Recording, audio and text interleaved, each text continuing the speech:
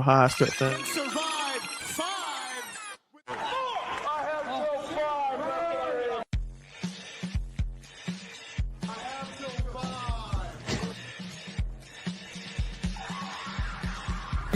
Hall of Famer Tito Santana, hoping to give. Hello, hey guys. Hello there, my very good friends, ATB and Tan, till 5. Wedding my jeans, bro.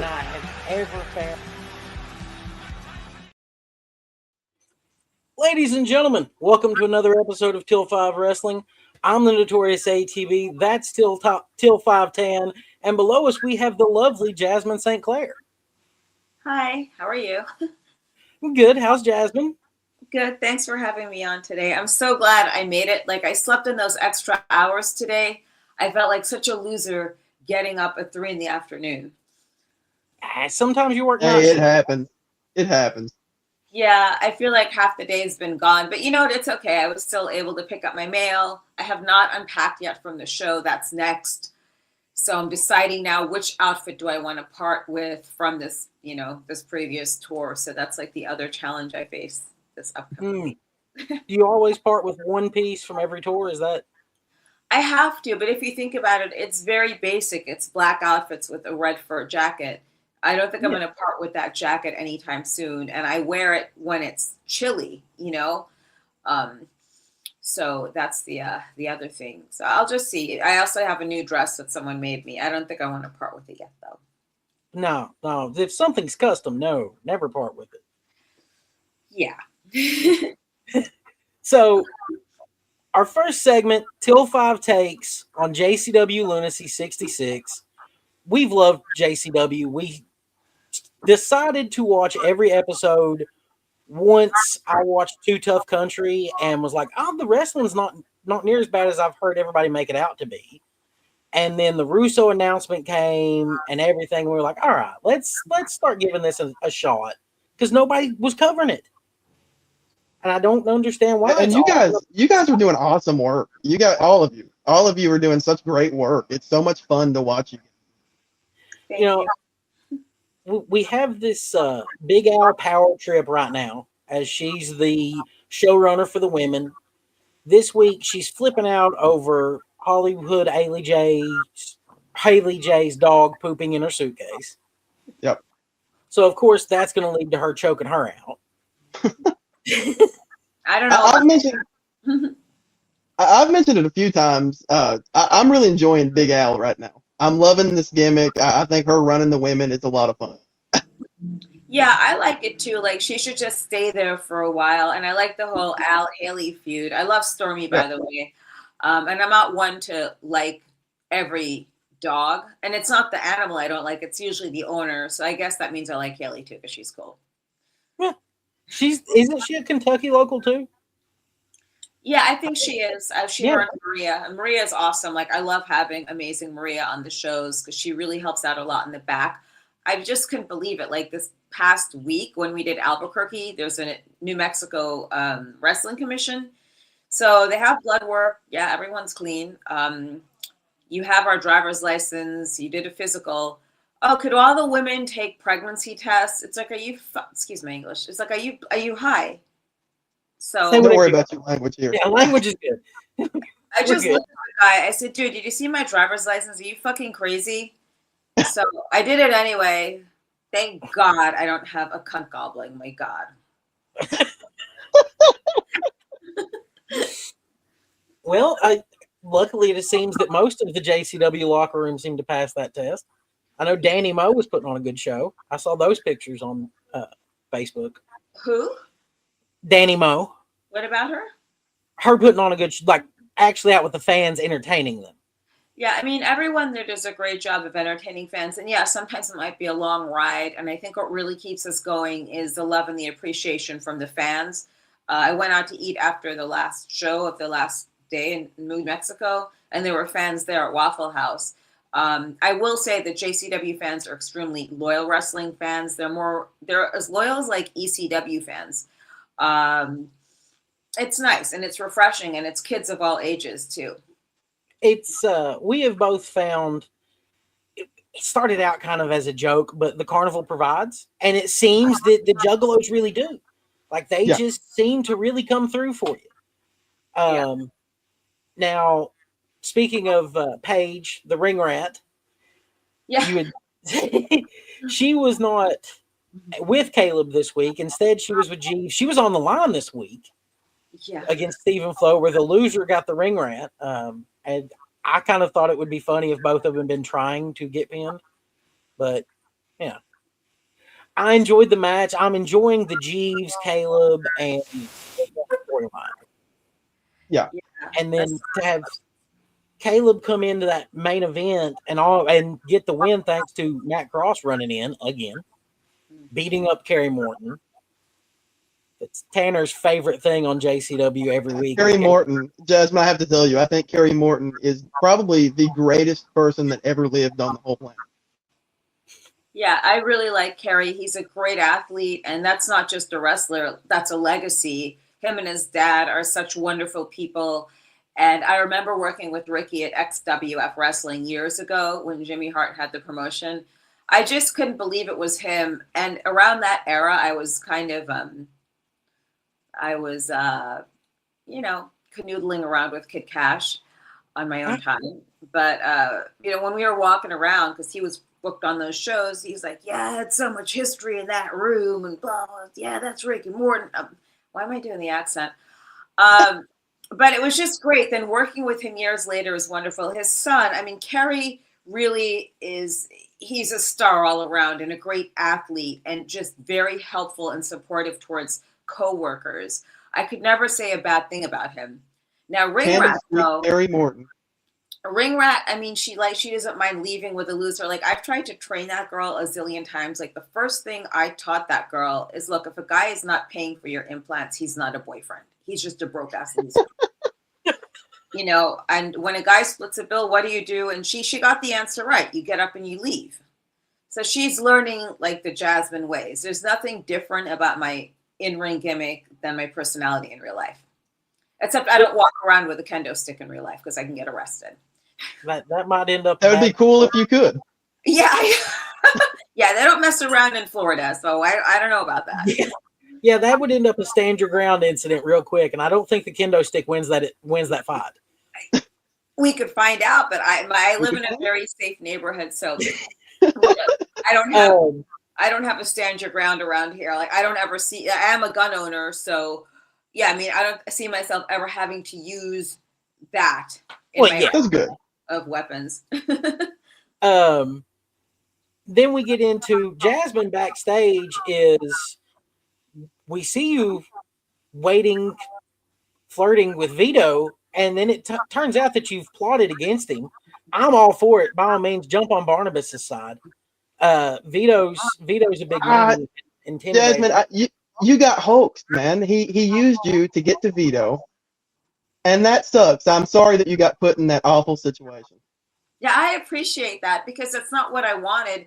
But you have like Barnabas or Barney the Carney, as I call him, and those two weirdos. I didn't want them like biting into me. So it's my life on the line. Vito should have been more understanding. But if you watch the episode, I'm also the same one that set him free out of the tape he was in. That's true. Well, yeah, when Russo could have saved him all along. Yeah, Russo didn't do anything. I did. I don't know if it's a CTE or what his problem is, or maybe he's a stupid Guido, but he just doesn't understand, and he's still taking out on me. So I'm just going to let him cool down for a while. He'll be back, I'm sure. That's cool. He'll be back. He'll be back. They always do. While you were busy with this whole Vito Barnabas scenario, you're not able to come out there and help your guys win a tag team title match with special Doc Hendricks rules. Mm-hmm. Where they can. I loved that, by the way. Calling that Doc Hendricks rules, that really popped me. I loved that a lot. Yeah. I will admit, one of my favorite things every week is Mr. Happy. I pop every time when he's just like, love it. Yeah, I love him. He's happy to be getting the crap beat out of him. When I almost laughed so hard I started crying when he was happy to be getting choked out by Too Tough Tony. I thought that was the greatest thing I ever saw. Yeah. I was busy with Barnabas, and to be honest with you, I was busy looking for Vito as well after I got out of that mess. But it's disappointing. And, if only Vince Russo knew where he was really spending money, I don't think he'd be working there. And I just, he misappropriates money all the time, but I can't complain. So, he's still giving me money as well, but that's not really misappropriating funds.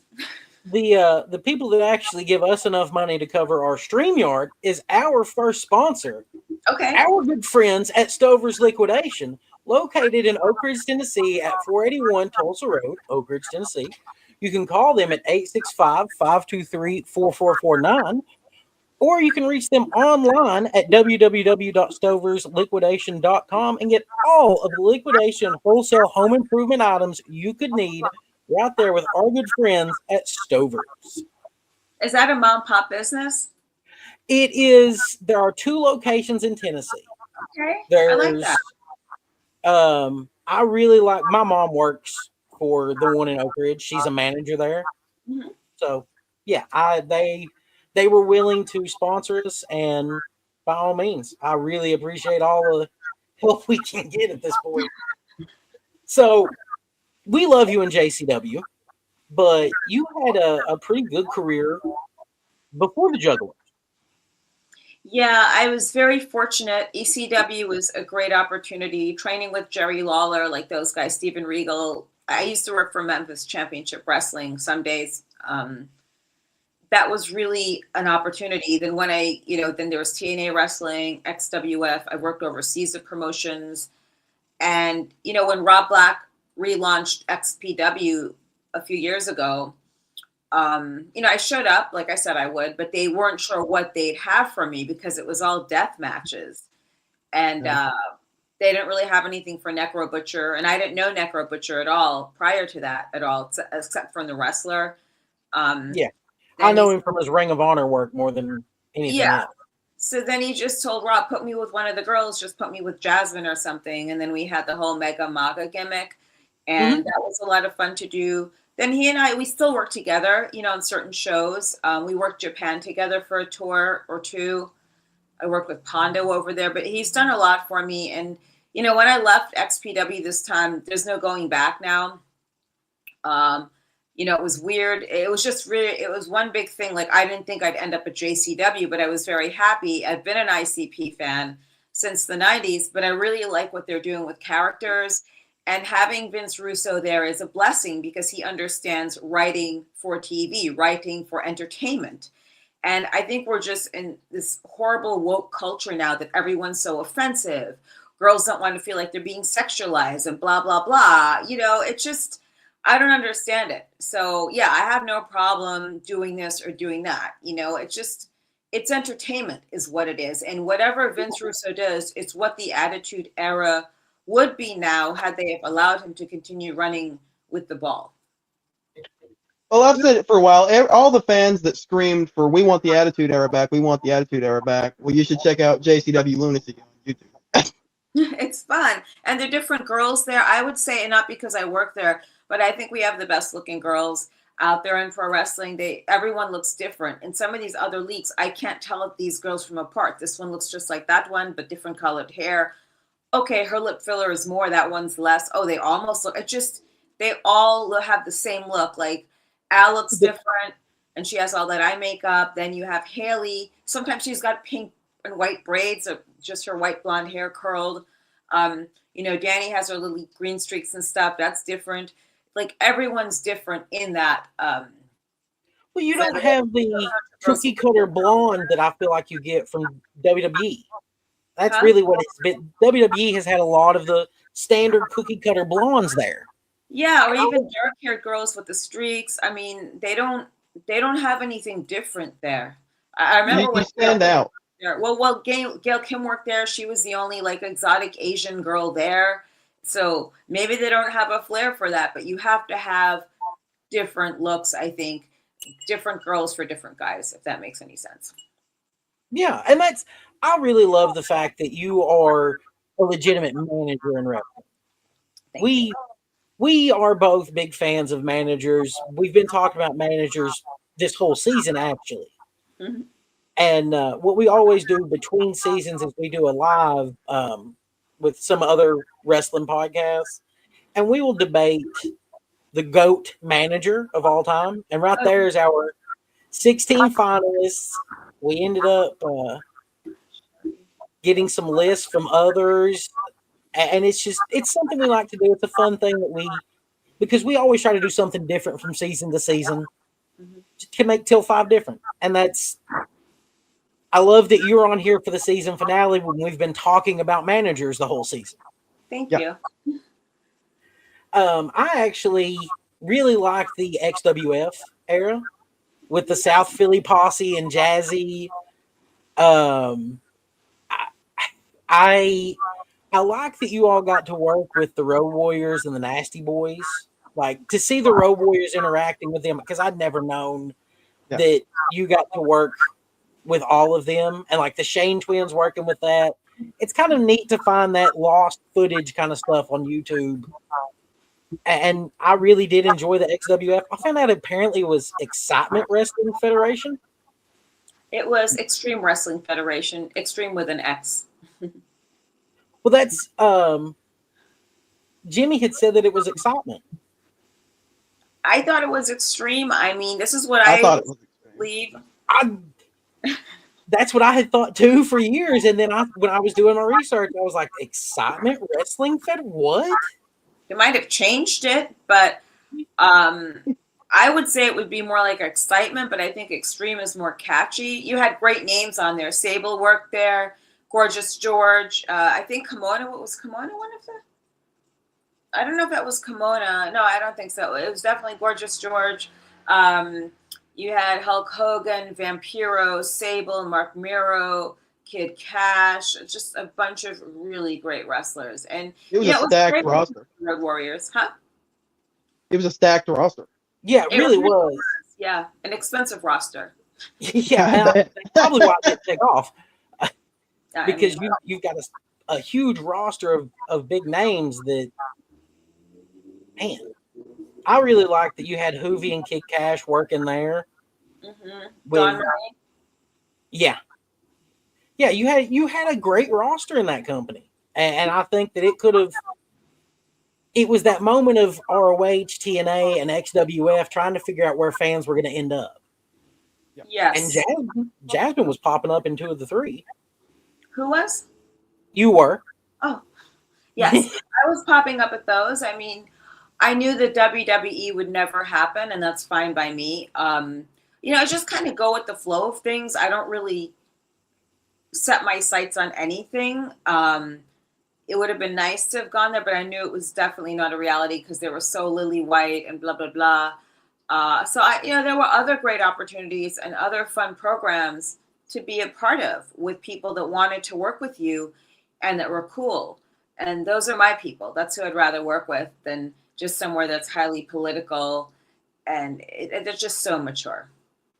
Well, that's one thing that I have noticed, and I love your Crazy Train podcast. Thank you. And one of the things that I always recommend people do is to check out your shows. We had Vito and Barnabas. Oh. You had them both. I love those guys. They're both great. Vito was a little scarier than Barnabas, but Who, Vito? Why? Yeah. He's got that Italian line. Vito didn't like him. He was a juggalo. He was advocating for I'm not juggalo. I'm a juggalo didn't like that. He's an ass. You can't get scared of them. I'm actually speaking with Barnabas now since we have this whole thing with the occult. So we're trying to collaborate to do a podcast. So we're just trying to figure out what the niche is and do like 6 episodes together and try to sell it after. But it'll be fun to work with him. I know a lot about Satanism and the occult, and he has his share of that and cult leaders. So I think there's some happy medium, no pun intended, in between that. Because then you watch programs. One thing I like about Barnabas is that he's genuine. And you watch programs like AEW. I get they just hire some of these girls for just whatever because they look good and they could do some wrestling moves. But when they had Julia Hart as a witch, what the fuck do you know about witches and witchcraft? Do you even know what they really look like? And do you know anything like the difference between black magic and white magic? Do you know if there's a medium between there? Do you know what's what? Like, I don't feel as though she lived her gimmick. Like, she wasn't living in it. Now, Barnabas lives in his gimmick because it is his gimmick. Even when he talks, he sounds like a cult leader. He's And very. he does. You can tell how well spoken and intelligent he is when you get to just actually talking to him. Like, yeah, his promos, you get that, but you always question as a fan, like, how much of that is production. But then when we got to actually talk to him, I was like, damn, I like this. This is fun. Barnabas is a blast. Yeah, he's cool, man. He's really cool. Actually super smart and fun. Also, like, if you look at his eyebrows, if you ever read The Art of the Deal, it's always about the eyebrows, and his eyebrows command attention. So people might take him more stern than usual. And that's one thing. Same thing with Jeeves. Jeeves has those eyebrows as well. So, people. That's why nobody takes my wife serious. Huh? So that's why nobody takes my wife serious. What, because of her brows? She's a ginger with no real eyebrows. I tease. Yeah, well, you don't want to let her hear you saying that, but yeah, I just like Barnabas. I think he's a great character, and I hope they get more eyes on them too, because they deserve it, and they've worked really hard. I love the twins, Abel and Jackson. Yeah, I remember hanging out with them at the gathering this year. We went on, we were going on Ferris wheel rides. We were walking around. It was cute. Cool. I didn't want them biting me. That's all. Well, I was Stay on their good side. real fond of the way because when I first heard they're zombies, I was like, all right, now hold on. And then I saw them work. And I was like, okay, It's very they different. actually make this work. This is brilliant. Yep, it's not cheesy. Like, those guys have watched The Walking Dead. Like, they should have been zombies on The Walking Dead. They have it down more than any horror actor I've seen or anyone on that show. They have it down. Like, they have everything from the makeup to the movements. Even when they do the wrestling, they have the movements of the zombies. Yeah. Yeah. Yeah. I really enjoy that with them. They get how the psychology of it. Yeah. And that's a thing that's lost on a lot of modern wrestling. It is. Storytelling, psychology, great promos, people that really want to work together and do the best job possible. And that even though we could come in on like 2 hours sleep or 4 hours sleep to the building and not have anything to eat for hours, possibly, we still go out there, and they do feed us, by the way. It just, some of us don't want to. I mean, I wear very presents. I don't always eat. I just have a coffee. But, you still go out there and you do the best job possible because you're going out there to people who want to see a show. They've come there to be entertained. And I will say this about JCW. Since Vince has come on board, it's more wrestling crowds. We've been getting hot crowds, people that want to be worked.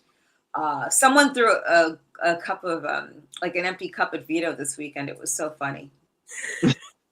Well, I saw he's gonna have his own team of sorts. I don't know. I just think he gets anyone who wants to put up with his bullshit. That's all.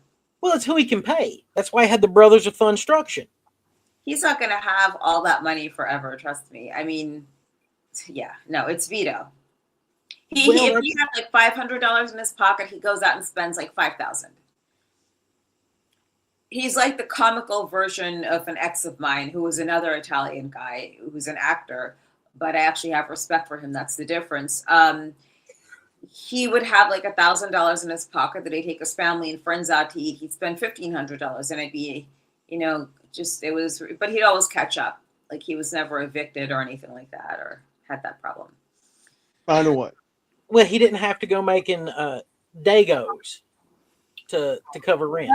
No, he was in a bike club or was in a bike club. Then he turned into a full-time actor and stuntman, and he had a bunch of motorcycles and cars he would take to car shows. So you'd get money from car shows as well. And I think he had a lot of SAG residuals.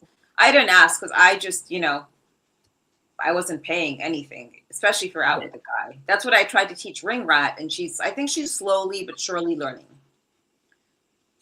Good. Well, one of our favorite segments that we've done since the inception of Till 5 is called a flip side face off. Okay. And in those, we like to compare two teams.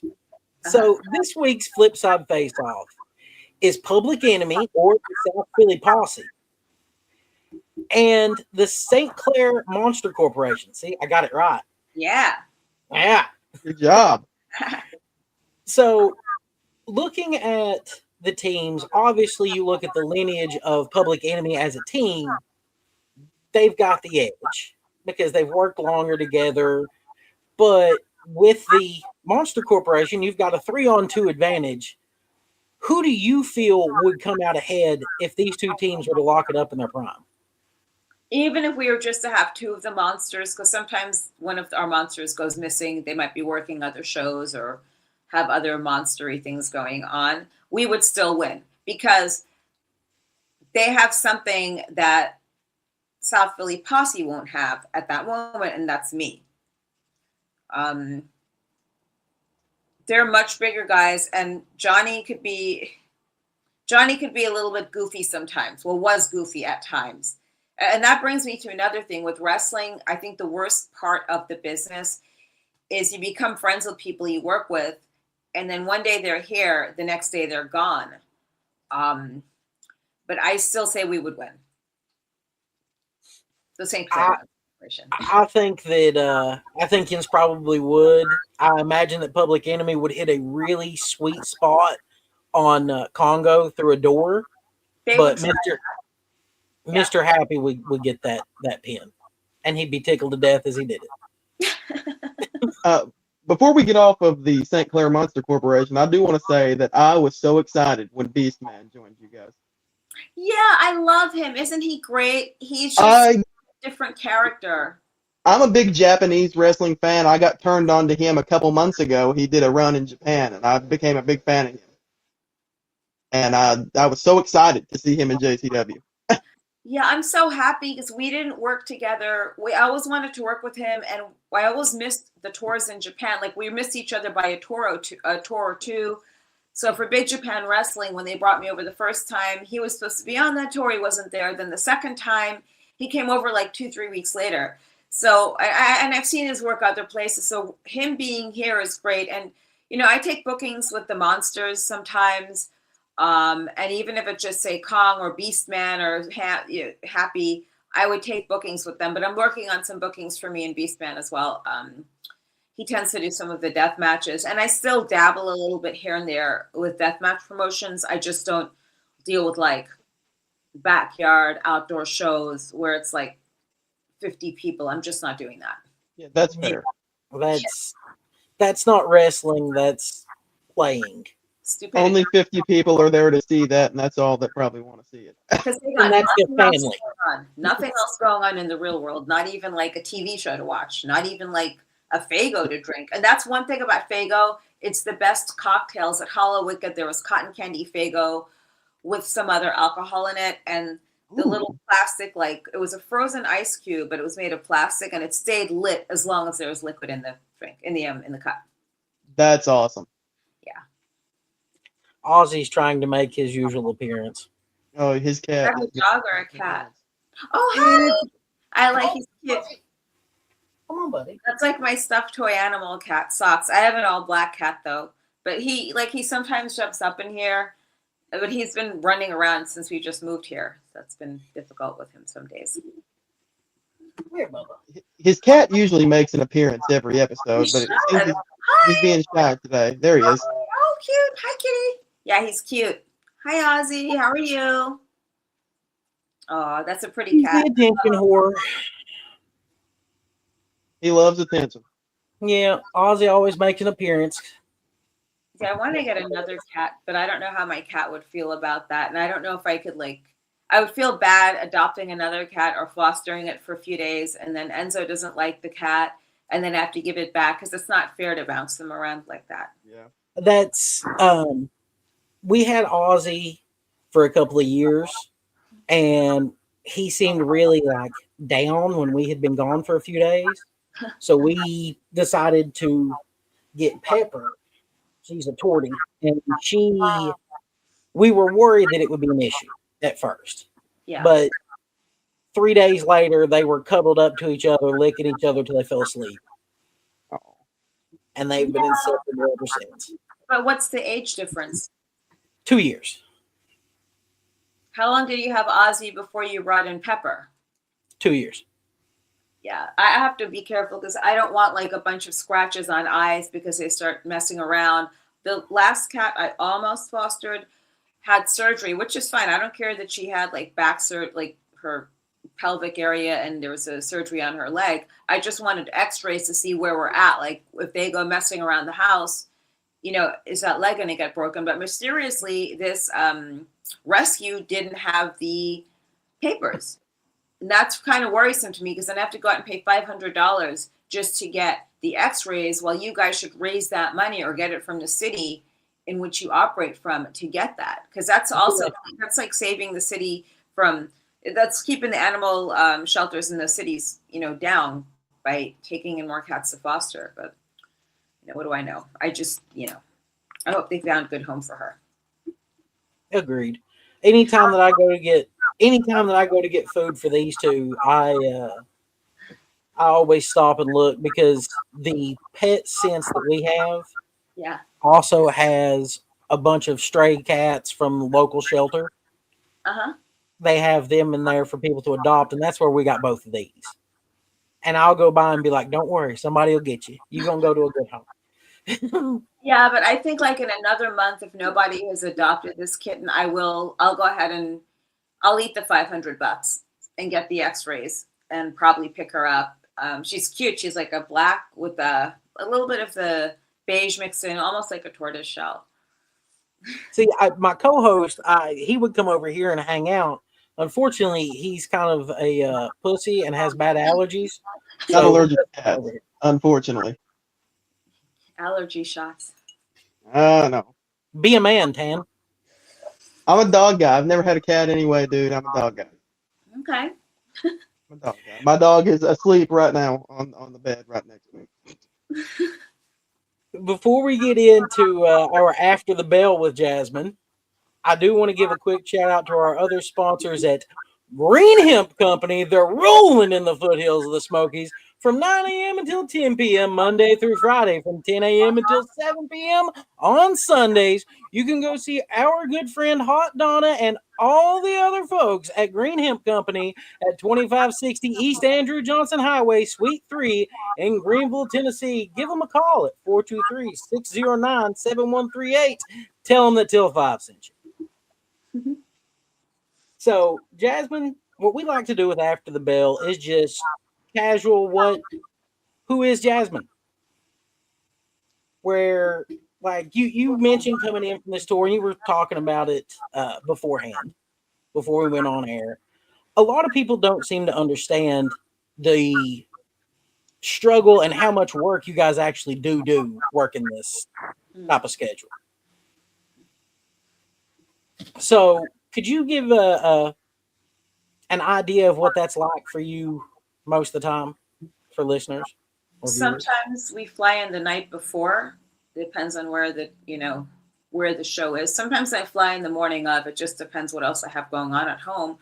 Then it's straight from there to the building to get ready. Then it's nonstop. You're doing promos, pre-tapes. Then it's time to do the show. And then as soon as the show's done, you're either, staying in that town or driving a couple hours going to the next town. And then you don't know how much, last trip we did, it was Denver. As soon as the show was done, some people just drove a couple of hours and they had everyone in hotels 2 hours north of there or 2 hours south. A person I drove with, we just drove all the way to New Mexico. We were already there and just crashed. Like the second my face hit the pillow, I was just down. That was it. We ate like a small snack through a drive-through, then just went to bed. Got up the next day, had to be at the building by 11 and like 4 hours sleep. But we had permission to leave to get something to eat. Like, it's always good to check in with someone in production. I checked in with Vince, and I just have to be back like in an hour and a half. And that's good. So that way, we had something substantial. Then we did the show like at 8 o'clock. But it's a fun, you feel as though you've been on the road for like a week sometimes when you have these shows, but this is what it is. Like, we've signed up for this, and anyone that doesn't want to be a part of it could just find somewhere else to go. It's the same way they do things at other companies. We might do things a little bit differently, but it's worth it at the end of the day to create a very good product to put out there, and seeing the fans out there react and, love you or hate you. But it's such a great collaborative project with everyone involved. Yeah, I really do love all the JCW roster at this point. I used to shit on Mosh Pit Mike all the time, but he won me over with Mosh Pit Funk, and I was like, all right, I'm good. I love his gimmicks. I love all of them. I like the nerdy like the nerd. That was the best one with the suspenders. Then he's had a bunch of them. I liked Pirate Mike a lot when he came out as the pirate. And he also did Mr. Rogers, I thought was awesome. The first time we worked with him, he was doing Disco Mike. So we were disco dancing a little bit. It was a lot of fun. We worked with him when he was the pirate as well. I remember I snatched that parrot off of him and threw it into the crowd. So I really shat on Mike with the puppet. I hate puppets in general. So as soon as I saw that he was going to be wrestling with a puppet against the Outbreak, I was like, please God in this. I know he comes up with some creepy ones. Like we always give him suggestions. So I've given him ideas before. Then we had the Valentine's Day cards. I mean, I wonder if we have like a milkman Mike. There are just so many different gimmicks, and how he gets the outfits and stuff. I remember he came out as a bowling Mike with the bowling ball. The day before the show, he found some woman on Craigslist who sold him like the bowling bag and the bowling ball and the bowler shirt for some cheap price. So I keep telling him, just sell the stuff after you'd use it. Just sell it, because he doesn't use the same gimmicks twice. That's one thing. Yeah. I mean, sign it and put it on eBay. There's a juggalo out there that'd be all over that. I mean, I sell my clothes all the time. I just sold fishnet stockings and a dress. I might sell my Hollow Wicked dress. Is the next sacrifice out of my wardrobe. Speaking of where to find you online and such, I did make this. Oh, thank you. Yes, we have the real Jasmin St. Claire on Instagram. On X is Jasmin St. Claire. YouTube, Miss Jasmin St. Claire, and Crazy Train Podcast. And then realjasminstclaire.com. Yes. You can find Jasmin right there for all of her social medias. That's where we've gotten to connect the most. You are very active on X, and I love it. X, Twitter. Yeah, I miss Twitter. I liked it as Twitter with that blue little bird. Now it just seems so cold and just horrible with that X. I don't like it. It's not as friendly and warm. I don't like the X either, because you still tweet, so might as well just be Twitter. It really should, but I mean, it's very funny because I know Elon's aunt, and she's a lovely person. Like, how I just wish he looks cold as well, like a cold, horrible person. But that's coming from someone who doesn't like Teslas. Well, I joined the club. I think Cybertrucks are ugly as shit. Oh my God. And then electric motorcycles. Motorcycles are supposed to sound like an engine. So should cars. Not bashing on anyone that drives them. Like, my best friend here has a Tesla, she and her husband. But my biggest problem with the Teslas, they just look really stupid. They do. Those Cybertrucks are ridiculous. It's not even cool as the one you'd see in the Jetsons. On the way home from work yesterday, I saw a black Cybertruck, and I was like, that's the stupidest vehicle I've ever seen. And they all look the same. Yeah, they do. Yeah. It looks like the old, 64 monster truck games is what they kind of look like nowadays. Really? So, outside of wrestling, what is it that Jasmin enjoys doing? Shopping with other people's credit cards? No. I mean, I could get down. So I do those. I do those little pop-up shops in my town. So I have a bunch of vintage jewelry. Then I also handcraft those French berets. I just bedazzle. I don't know. I just do stuff like that. I like going riding on my motorcycle. I like going to the gym. I like traveling a lot. Like there are times I just go back to Europe for the weekend and just come back because I'm closer to Europe now. It's 4 or 5 hours. I authenticate gems. What else? I just, just all kinds of stuff. I just go with it, and I go on dates here and there, but I'm picky about who I date. So I joined a matchmaking service. Oh my God, there's some major American Psycho vibes on there. But it's not people I'd really be interested in dating anyway, some of them. One guy looked like Snoopy a little bit. Like little eyes. And I did go out with him. And then I just said to him, did anyone ever tell you that you look like Snoopy? He didn't like that very much. So clearly you don't have a sense of humor. So maybe you should just sit at home with a dildo up your ass or something. Yeah, I didn't have much success with the matchmaking service. I'm very picky though, but I don't really, hang out. I don't really date too many American guys. So it just works out better this way for me.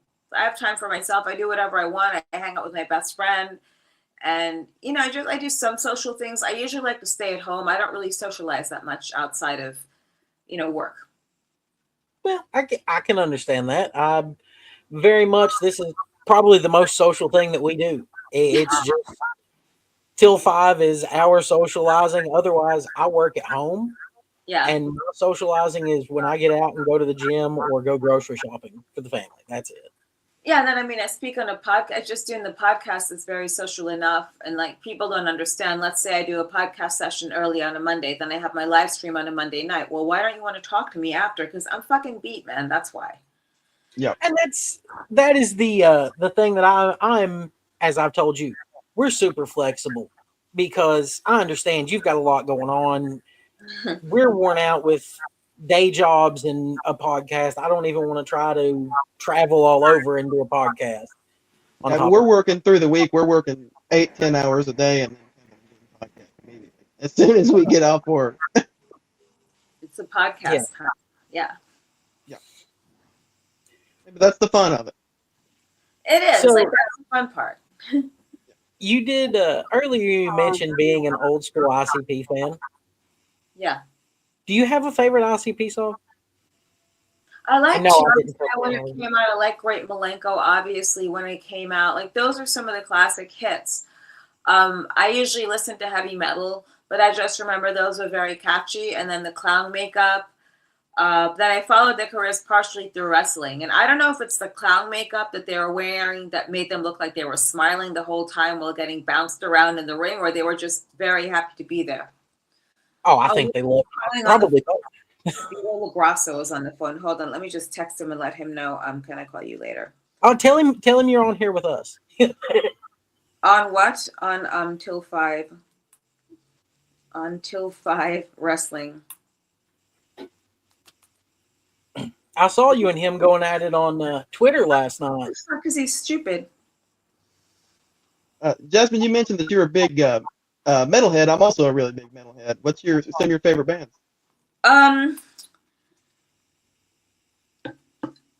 Where do you want to start with? Like Carcass, Iron Maiden, King Diamond, Merciful Fate? I'm an old school metal fan. I'm a really big old school metal fan. I love King Diamond. I love Merciful Fate. I love Motorhead. I actually have a Motorhead tattoo. Well, I used to date Lemmy. No kidding. Yeah, like when I first moved out to LA,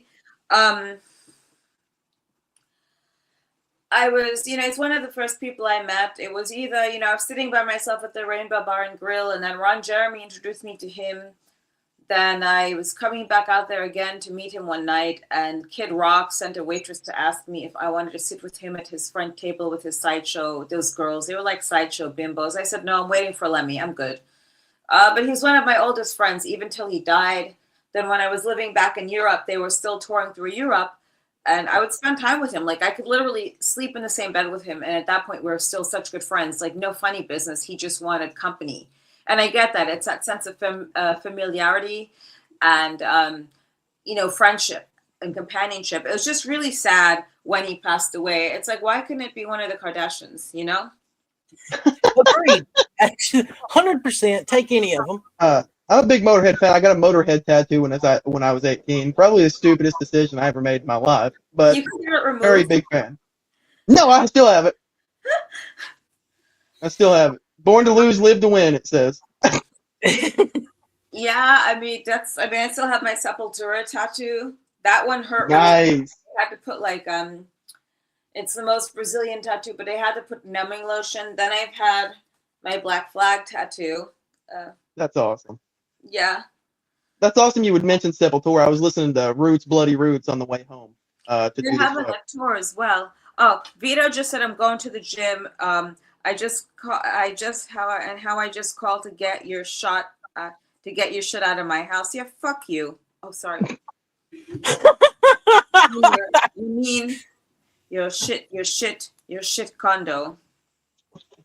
Yeah, hang on, your shit condo.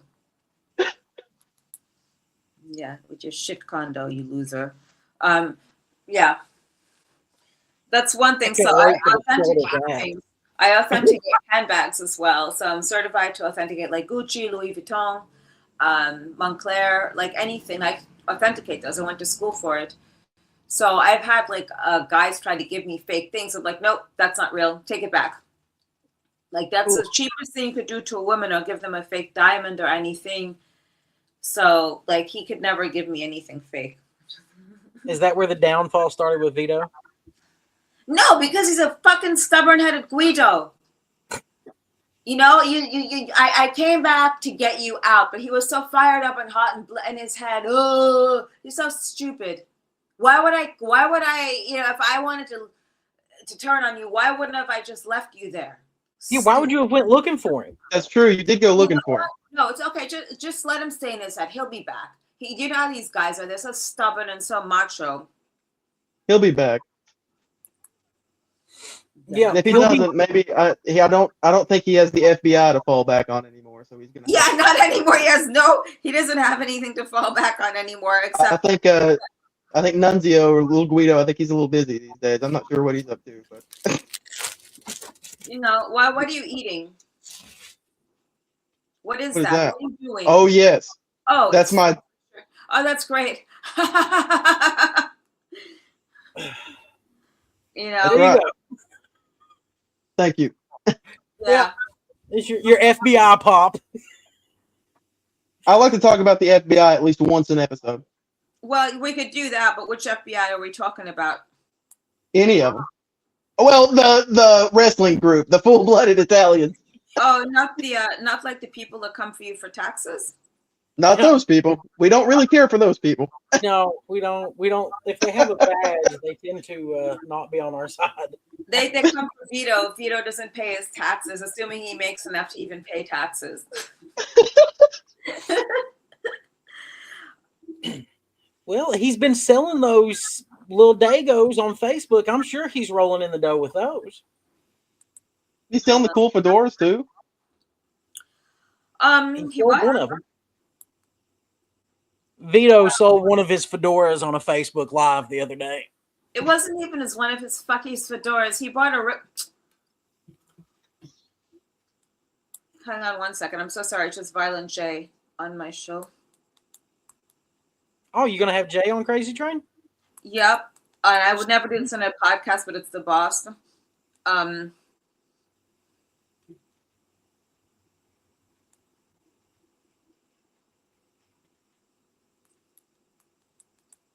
Hold on. I'll let you know in a few minutes. I'm just on another podcast right now, and they say, hey. Nice. But yeah, so, yeah, Vito, let him sell his shit because he's going broke. This is the sign of a broke-ass loser, okay? Poor Vito, man. He's going to get it together, Jasmine. He's going to have to get it together. Yeah. He's cheaper. It was cheaper staying with me because now he's not like, he's just spending money every night on these low-rent gomadas or whatever.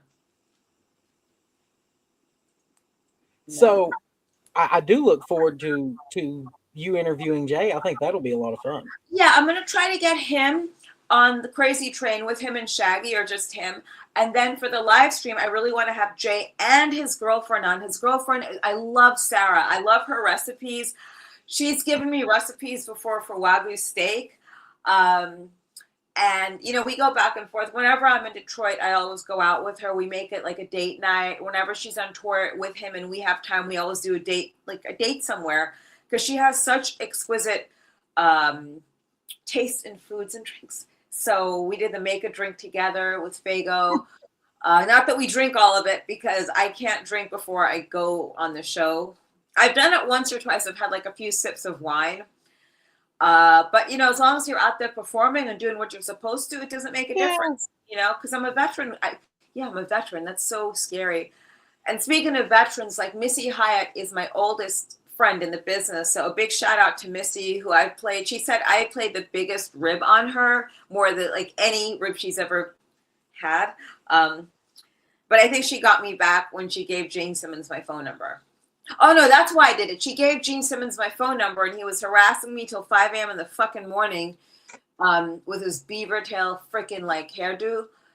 And then I got her back. Oh, yeah, I got her back good. I had her travel her ass from Tampa to Fort Lauderdale. I told her there was a show, and I didn't have anyone to work, and she drove her ass 5 hours down, and there was no show. Oh. Ooh. You should have... As soon as she got there, did you text her that Gene Simmons says hello? No. No, we're still best. We're still good friends, and I know I really looked up to her a lot. I just remember meeting her the first time, and she was beautiful. I remember watching her when I was growing up. Like, that's one thing with JCW. Everyone there loves wrestling. Like, we were all fans at one point. I grew up watching my grandmother like yell at Sherry Martel. Sherry Martel is the first person I had a mixed tag match with. And you should yell at people. She yelled at someone who was hurting Miss Elizabeth. So I really just watched a lot of these people. Working with Sherry Martel scared the living crap out of me. I just didn't know what to expect. But originally I was trained to wrestle. And because of my size, I was used as a manager. But I think everyone who wants to manage should at least go to wrestling school. You want to know what these moves look like. You want to have your ring psychology. You also need to know how to protect yourself. I know hands down there's no other manager, at least now, who can wear heels in the ring, move around, and as soon as the fight starts, just get the hell out. Like, hop off the apron, wherever you are, just jump. And that's one thing I know I'm good at. When we did the JCW show in July of last year in New Jersey, I remember it was us and these some other tag team, and they just said, look, we're going to start fighting as soon as we're in the ring. I got out of the way right away. You have to know how to move, and you should know what these moves are, because you have to know where your spots are in the match. Yep. You know, do you know the psychology? Like, because so many people just try to put themselves over in the match. It's about the guys. You're just a mouthpiece. There's a difference between a manager and valet. Valets just stand there, or they just walk out of the ring. They don't do anything. They don't slap the mat. They don't do anything they're supposed to. They don't have emotion. You know, another person I learned from a little bit was Woman. She was one of my favorites. She's really beautiful, very exotic. And I liked her work as the Fallen Angel with Kevin Sullivan. That was some of my favorite works of hers. And Kevin worked for me years later when I owned my own promotion called 3PW Wrestling. And that was actually, that was when I posted the graphics online. One of the people on Reddit was, what was the way they put it? Can you explain the disaster that was the end of 3PW? Yes. I think we're good. Yes. So here's what happened. I pulled out of the company, and people say, oh, she stole the investors' money. How could I steal the investors' money when it was my people and my sponsors? And I told them I just didn't want to deal with it anymore. I just didn't show up.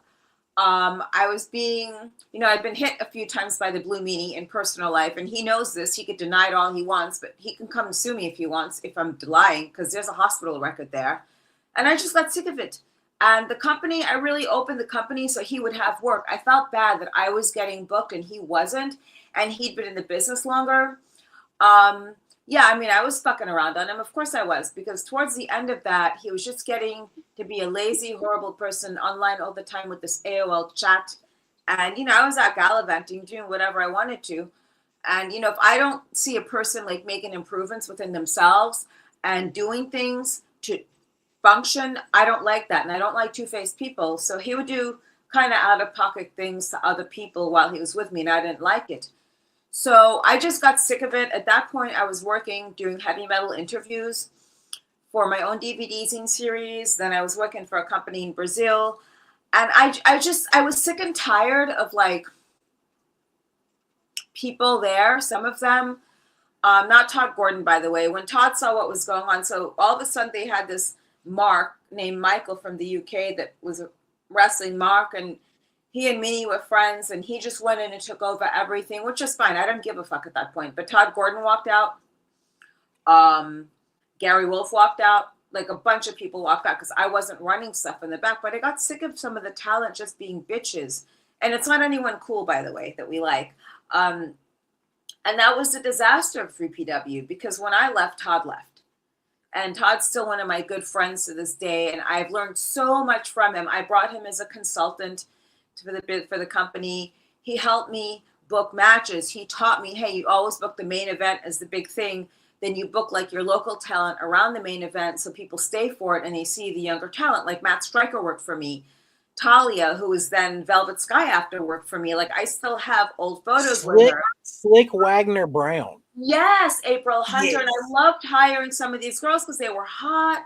And, you know, I had a girl doing interviews that was very pretty, who was like a tall, fair-skinned Dana. She worked. I really liked everyone there, but like some of the talent we had come in, and it's no one like, not Terry Funk, not Dusty, not Abby, not Raven, not Sean Waltman, not those guys, just a couple of guys we had come in, and oh, well, it's $50 to change my flight and I want to go home earlier. Well, you should have said that to me like a month ago when I bought your tickets. You know, I just got tired of the small things. And Kevin Sullivan, like when he came in, he always asked me if I needed help, but that was me getting like the hotel deals, making sure everything was done. And when I wasn't there, like that whole foundation fell apart. I get that. Todd walking out was a big deal because Todd, like he was such a great person, and you could learn a lot from him too. And he was a mastermind behind ECW. Well, and there's a lot of legitimacy there that you lose when Todd Gordon exits your company. And yeah, and you know, he was on my side, and he's always going to be my friend. And I really hope, you know, that his health gets better. You know, I love him as a friend, and I owe him so much for teaching me all of the things he did. You know, I remember going to Madison Square Garden as a kid, and I saw Jimmy Snuka, and you know, years later, he's there working for us, and he was decent to work with. I had a great time. People gave me hell for bringing him in. I'm like, so what? You know, it's just like O.J. Simpson. If the glove doesn't fit, you must acquit. He got acquitted on charges, so just drop it. You know, he's not coming here to murder people. I'm hiring him. You know, that's one thing I don't believe in is cancel culture. And not once did I ever try to have Meanie canceled from anything, but for whatever reason, he took it upon himself to tell the guy at Battleground Wrestling not to hire me. And I think that's just very immature. I have no problem working with him anyway. I've worked with him on other shows. You know, X's are X's for a reason. You don't have to be buddy. You could just say, hey, how's it going? Even people, I would wish that they were dead. I mean, I see them at shows. Hey, how are you? And I just keep going. That's called being a professional. But because you got dumped for a better, younger looking guy, you can't really get mad at me for that. So I could be cordial to anybody. That doesn't make me your friend. I'm an adult. I can just brush it off. Yes. But yeah, so really it sounds like not just the personal relationship weighed on it, and you were just tired of it. It wasn't worth it anymore. No, it had nothing. No, business and professional are two things. No. Okay. No. And I had put the trademark in his name because I really legitimately felt bad for him that he wasn't getting anything. And there's nothing I can do. I can't hijack a promoter to bring you in. Oh, you have to bring him in or you don't get me. You can't do that. I know some people politic like that, but that's just not what I do. I've tried to help friends get bookings before. You know, Vito takes his head out of his ass. I'll take bookings with him. Well, there's a difference in saying, hey, would you be interested in booking this guy with me, and saying, hey, if you want me, you've got to book him too. No, you know, I get booked alone a lot, but then I book me a Necro Butcher. And I do ask these guys before I work with them, before I present this, hey, do you mind taking bookings with me outside of here? No wrestler wants a manager that is a pain in the ass. And when you go there, you're just not supposed to be a pain in the ass. You just go, you work, have fun, and have a good time, and just create more memories like that. So that's where you're supposed. Like I have no problem. I have a great working relationship with Pondo. So I could work regular death matches with these guys as a manager. I'm not afraid of the glass and all that shit, and the blood. I could walk around in glass. I could hop in and out of a ring with glass and shit. I'm very versatile with people I work with. Just everyone is different. Yeah, well, I've really enjoyed this. I'm not going to take up any more of your time. We've had you for an Okay, hour. I have another 15 minutes before I have to go snuggle with the cat. I know that just sounds so immature. No, I have another good 15 minutes, off the clock. I think I'm just going to stay in tonight and order food. They still have mom pop places that have their own delivery people, and I'm all about supporting small businesses. Yes. Not a fan. I'm not a DoorDash. Like, I hate DoorDash. I hate it. You don't know who's coming. Hey, they've been AIing photos of something being delivered. I ordered a bunch of jewelry supplies from AliExpress in China, and the guy took a photo of over $100 and shit that was delivered to my business address. Dude, that's not even the front of my UPS store. So 3 weeks later, finally, the delivery service acknowledged that their driver screwed up because I sent photos of where it should have gone. And then AliExpress had to refund me money, but it set back a lot of things because those little handcrafted berets I make, those little French berets, I put all kinds of stuff on it. I had orders that were late because now I have to go on Amazon and order some of these beads. So it's a challenge, but it's fun, and I've always liked jewelry as a kid. So when Vito pulls his head out of his ass, he should go buy me purple diamonds. Purple diamonds from Vito. That's what she wants. Yeah, what the hell? We're very adamant anti-AI here with everything that we do. Every graphic that is made, I'm making it on my cell phone. I don't do the AI thing. I just never have been a fan. It freaks me out. Yeah. It freaks me out.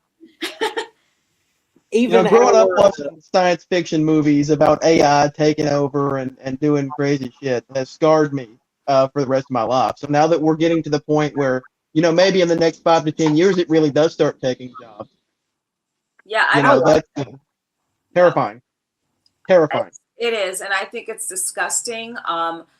They had when I was doing a DoorDash once, they offered to use this automated thing.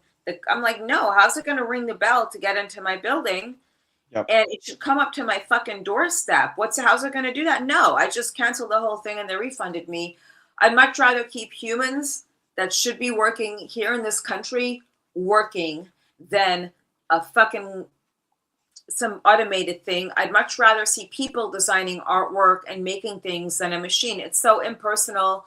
My friend just lost her job. She was doing a customer concierge somewhere for a boutique of some type. And it was just atrocious. The girl said, well, I'm going to pay a bot $300 a month to do your job. And they fired her. But guess what? This girl's business is going downhill. So eventually some people might come back to their senses. I hope. With driverless cars, I don't like seeing a driverless car. I don't want this thing around me.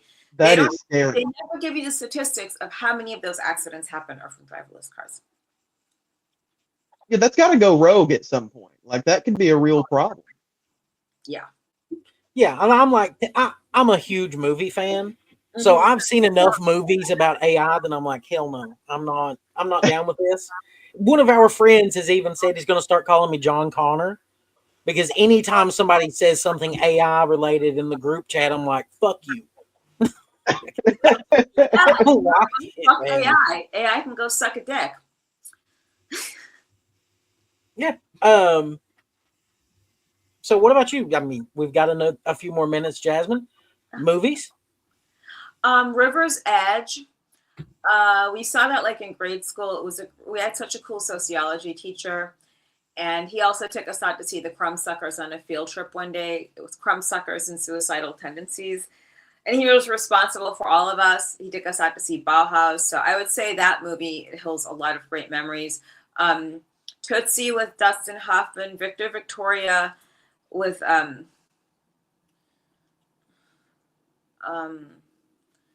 forgot Leslie something or another, the actress, James Garner. I like a lot of old movies. I like film noir. because you have everyone is just beautiful in those movies and they're shot very well. I like Vertigo by Alfred Hitchcock. Big Doctor Strangelove fan. Yeah, that's a good Yeah. one. And I like a lot of French films, not because we're French, but that's just what I watch.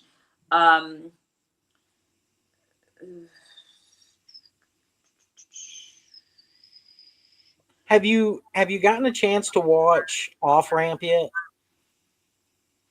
Okay, there was an ad for it on JCW recently. I've seen it, talked with the director and writer on Instagram a few times, reviewed it for a.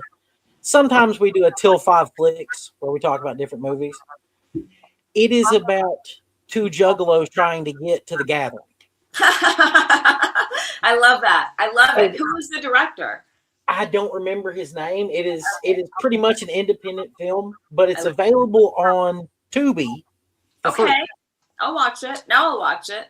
Yeah, it is. Tubi has all sorts. Like they've got Big Money Hustlers and ICP documentaries and concerts. All sorts of things. Yeah, I would watch those. I mean, I like independent film, but I don't. I do watch a lot of things from Europe. I just like. Here's the thing: I started getting put off by American cinema when they kept pushing these things on us that I don't think have to be pushed on everyone. And they just started hiring people off of what boxes they check off instead of like the most competent people. I know that sounds horrible, but competent people are competent people, and they, someone who can't do the job, don't give them the job. Yeah. So I've gotten really into Korean films in the last. Yes, Korean horror films specifically. Yeah, those are really good. Those are amazing. I love those. I love watching this stuff from Korea and Japan. Then it goes onto Netflix and it gets translated. But I do watch a lot of miniseries though. The Flood. Have you seen it yet? The Korean. No. I like psychological thrillers though. There is a wave because one of the poles has melted like instantly, and this woman is on the 3rd floor of her apartment building as the water levels continue to rise, and she's trying to get to the roof to get to a helicopter, and it's about everybody trying to find a way out of the building as the water is coming. Mm-hmm. Same guy who did Train to Busan. So I was like, all right, yeah, I'm in. Yeah, I mean, I just like different. I do like the older films, though. They're more classic. And then, let's see, what else was there? I like the original Halloween. I like the originals. I don't like remakes. Why remake something that, when it's already perfect? And it's this. You don't have to do this because of that. You don't have to make this character female instead of male and blah, blah, blah. I liked Ocean's 11 when it first came out. Then you go up to this whole thing with a bunch of dumb broads and Ocean 14 or whatever. It's like, I don't want to watch this shit. I liked the way that they tied it in with the original Ocean's movies by having it be Danny's sister and the little cameo. I thought it was a cute tip. I know that was the hot thing in Hollywood at that point was we've got to gender flip every buddy movie. It was just leave it, leave as this. Are we going to put Thelma and Louise as Theo and Louis? No, and it was so dumb. It was such a turn off to watch these. Passion of the Christ, I liked. I just like going to other movies. Elf, I love. It's a very classic Christmas movie. When I lived in California, we had a revival theater that showed old school movies on a big screen. They had meet and greets. I met Pepe Hidron. I met Jerry Lewis before he died. I met Dick Van Dyke. I met a lot of people. I actually got to hang out with Tippy a few times. I used to work with a comic and movie convention, and she was a guest that we had. Mm-hmm. Yeah, sweetheart of a person.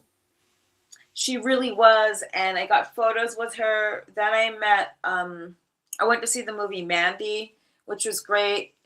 I didn't really care about meeting. There's someone else. I don't know if Nicolas Cage was involved in one of these meet and greets, but I just he was nothing really to meet. And, I like old Rocky movies. I watched Saturday Night Fever, Groundhog Day, of course. It's one of my all-time favorites, Jasmine's a classic cinema fan. That's nice. Yeah. That's cool. Yeah. As far as I'm concerned, classic cinema is Citizen Kane. And I feel like it is just as good today as it was 70 years ago. Mm-hmm. Like that's, and I feel like when you get into a genuine classic film, that's where you get it. Yeah, for reals. I mean, that's what it's all about.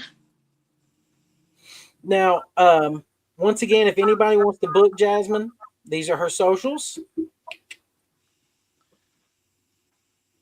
You can get her on Instagram at The Real Jasmin St. Claire, on X at Jasmin St. Claire, YouTube at Miss Jasmin St. Claire, or at Crazy Train Podcast with a K, and realjasminstclaire.com. Jasmin, this has been a blast. It's been fun. I hope you've had a good time. That's our big thing is I don't want you to feel bored with us. I want you to have a good time like you're chit-chatting with people instead of... I'm sorry I had to look at the phone. It's just when Jay was messaging me, it's like a boss thing. So yes, I'm sorry. No worries. No worries. I think that's kind of great. Hopefully we can get Jay to start letting us tag him as a collaborator in some of our posts. I keep sending it, but he never accepts it. So one of these days, I'm going to keep trying. We're going to keep supporting JCW. I do. I follow Sarah on TikTok. I think that the things like making my boyfriend lasagna, I think those are fun. I know. She is a good cook, though. Like, legitimately. I told her so many times, come out with a recipe book. Come out with a book. You need to put your recipes out there. So, hopefully. Yeah. But Jasmin, I thank you again. Thank you, Jasmin. It's great to meet you. Great to have you on. We appreciate you doing this. Thank you very much. You guys have a great week. Absolutely. And you do the same.